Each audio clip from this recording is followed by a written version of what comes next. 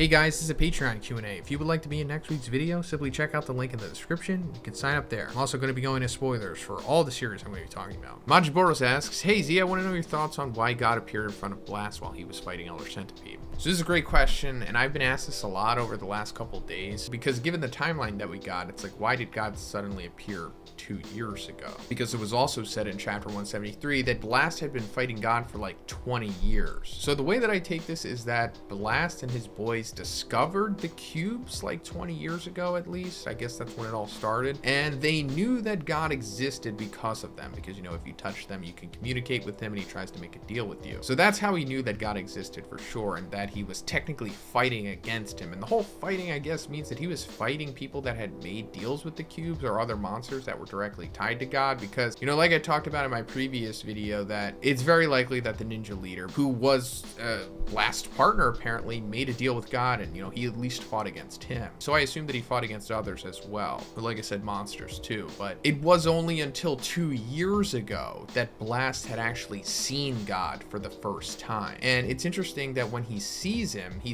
in this similar form that Psychos saw him. Now, Psychos was able to see God after she started to merge with Orochi, and this was after it's implied that God like brought Orochi back to life or something. We don't see it, kind of happens off panel, but after Saitama defeated Orochi and he was like climbing up to the altar, he suddenly came back in that goopy form, and then, you know, like I said, fused with Psychos, and then she was able to see God. He didn't talk to her or anything, she kind of just received his power. So Blast seeing God in a similar way is maybe because he made contact with Elder Centipede, possibly, and that goes into like, why was Elder Centipede even there in the first place? Well, first of all, I assume that Elder Centipede is a product of God, the same way that we saw that Sage Centipede was a product of him. And why Elder Centipede suddenly showed up 2 years ago, I think it might have something to do with Saitama, maybe, because now we know that God is definitely aware of Saitama, and I'll go more into that. But the 2 years ago thing I think is important, because when Saitama is explaining to Dr. Genus like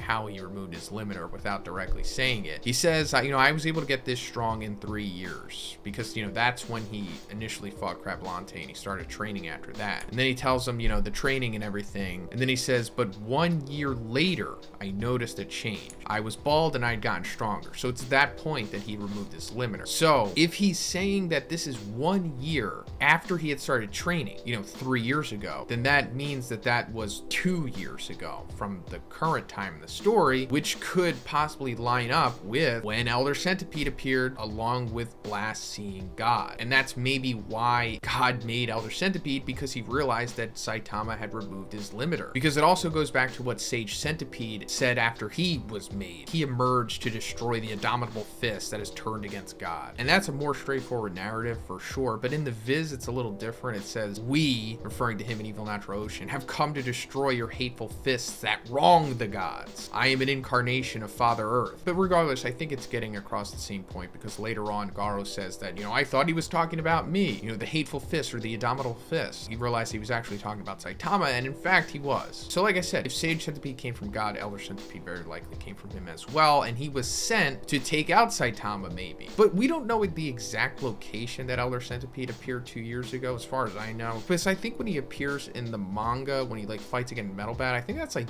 S City, right? So if it's revealed to be Z City, then yeah, for sure it probably is the reason why. But also in chapter 173, Sitch tells Blast that interaction with God's dimension has increased rapidly. There might be something in our dimension that's summoning him here, and we see Saitama. So yeah, I think it's like Saitama removing his limiter caused God to go into like panic mode, and that's when like he appeared in front of Blast. Because I guess aside from making Elder Centipede, he wanted to make Blast his avatar, because he felt that he would be strong enough to take down Saitama. Because, you know, God doesn't want anyone to remove their limiter, because then they become a direct threat to him. I talk about this in my Egyptian mythology videos, so I won't bore you with all that stuff here, but you can always check out the playlist on my channel. It's called The Truth About One Punch Man. But yeah, this is all kind of coming together in a very fun way, and I'm really looking forward to seeing if it's true or not. Little Ferrari asks, do you think Elder Centipede was stronger when he fought Blast 2 years ago? It shows Blast bloody afterwards. Or was God contacting Blast somehow damage him? I think Blast would have no problem defeating Elder Centipede based on what we've seen of him so far. So I agree, and it is weird the timing of it, like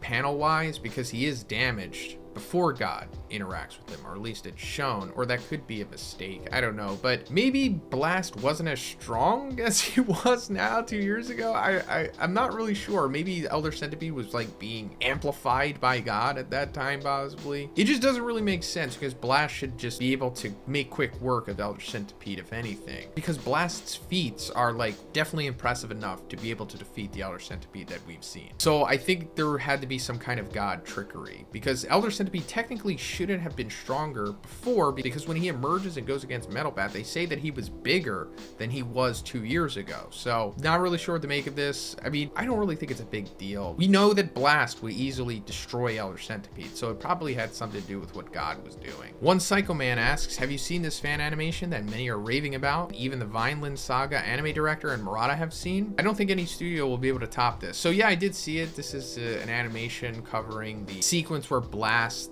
teleports Saitama and Garo to outside of Earth, you know, as their series punches are colliding. And yeah, it's amazing, but I do think that the studios should top this, or at least equal it. PandatheMan asks, what characters in One Piece would be fans of One Piece itself? So the first one that comes to mind, I think, is like Law, because Law was like a fan of Sora, Warrior of the Sea comics when he was a kid. So I think he would definitely be a fan of like One Piece. Usopp and Chopper probably too. Those are like the main ones that come to mind. And then Vito, of course, you know, from Veggies gang, because he was like a Germa stan. One Punch Man Needs More Watchdogman asks, in chapter 83, where Garo gets a beatdown from Bang, if Garo were to win against Bang, Bomb, and Genos working in unison, which version of Garo would be needed Garo to win here? So I guess the Garo that was fighting against Super Ally Darkshine, like after he awoken from like his feral state, because we obviously saw that the Garo that emerges on the surface, you know, fully face covered and everything, is more than powerful enough to take out Bang and Bomb and definitely Genos. So that one definitely would do it, but not going into that one, maybe the version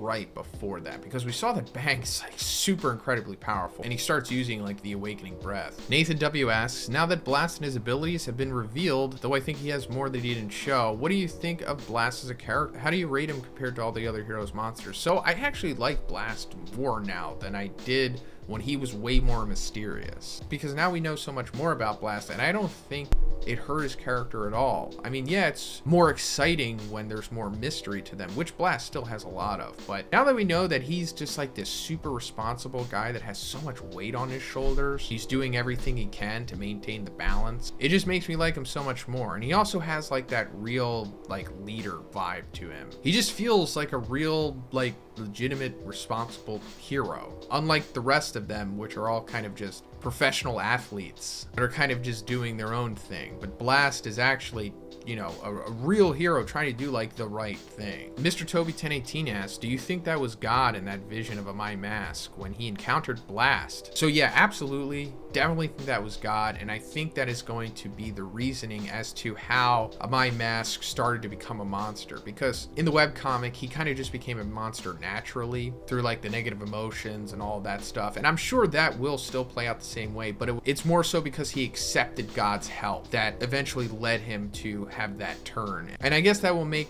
a My Mask more sympathetic to the audience. I mean, he already was originally in the webcomic, but this will also just tie him into the God overall story as well. L asks, do you think one will still off panel that man? So L's asking if the ninja leader will be defeated off panel by Saitama in the manga, just like he was in the webcomic. And I would say it's not off the table. Very possible that could happen, but I'm thinking that the way that the manga changes and becomes more accessible and more exciting, at least like from an action standpoint, I wouldn't be surprised if we see the ninja leader go against Saitama for a little bit. I mean, ideally, I would love for him to fight against Flashy Flash and Sonic at the same time, but maybe that's reserved for like the final arc possibly, because we don't know if he's dead or not. I don't think he is. So he might be resurrected by God eventually, and that would be amazing. And like I said, Flashy Flash and Sonic's final battle, but it might be like the Orochi battle, or at least the first one, where he does some cool stuff and Saitama just, you know, dips it all and has like his all comical lackadaisical sequence, and then he just, you know,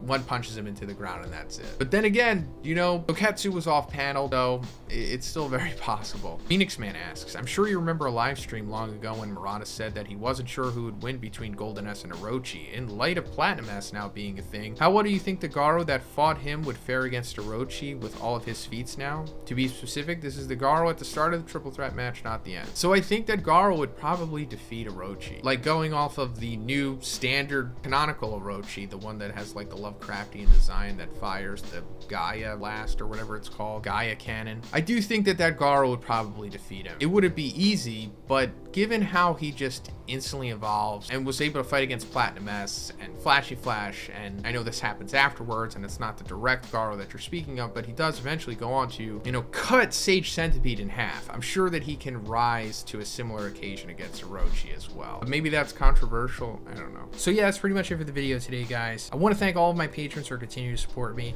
I really appreciate it, guys. Thank you so much. And once again, if you would like to be in next week's video, simply check out the link in the description. You can sign up there. And if you liked the video, please give it a like and please subscribe if you haven't already. Have a great day, and I'll see you in the next one.